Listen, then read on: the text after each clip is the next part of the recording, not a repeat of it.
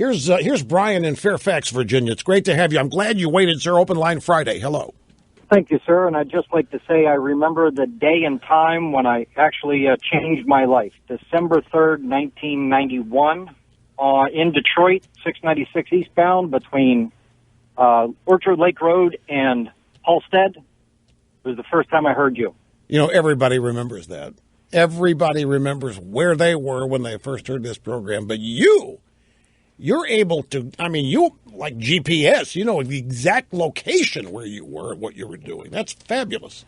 Changed the course of my life, or at least my thinking, which then changed my life. And here's the thought that I have. You know, I've been noodling around and not happy with the Republicans since 1992. And I've thought for a long time that maybe the unifying force in America outside of a political party could be freedom. Because guess what? Democrats don't like to be told what to do.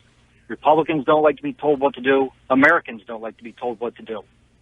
And the more I'm experiencing what's happened over the last couple of years and the Republican establishment, the more I see the potential of a unifying force of the haves versus the have-nots. And that is the 95% that aren't in that ruling class, the 98% that aren't in that ruling class, that are just sick and tired of the wealthy corrupting America from both sides.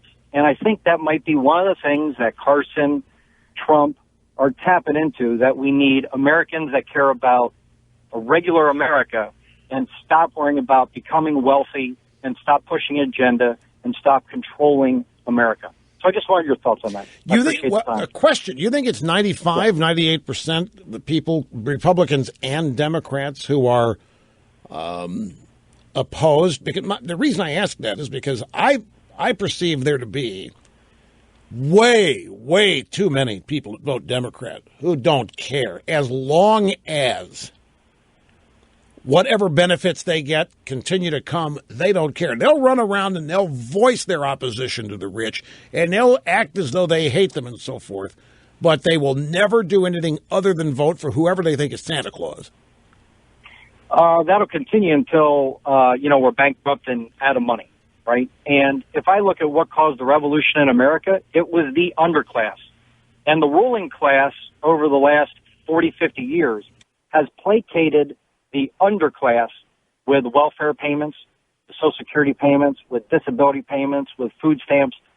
But I just have this sense that at some point the opposition is going to come from all directions and raise up against the proverbial 1% and say, look, we've had enough. And that'll be potentially a unifying force that overcomes the greed. Well, that the underclass. I think you may be stating this just a bit too broadly and perhaps stating it in left-wing terminology.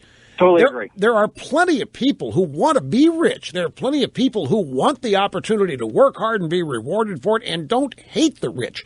You're talking about lobbyists and rich people who use money to affect policy outcomes. You're not talking about the guy in your neighborhood that has done well with his store and is doing well, right?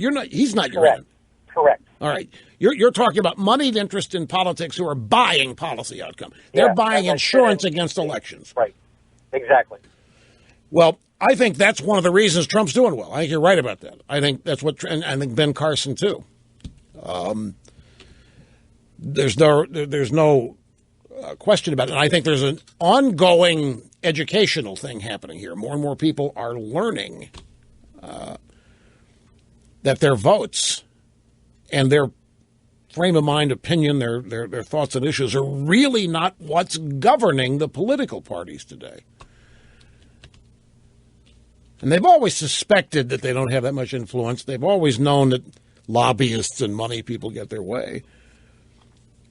But it's now out in the open.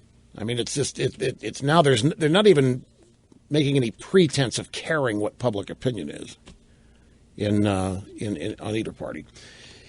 It seems inside the Beltway. Got to take a quick timeout. Sit tight, my friends. Back with much more after this.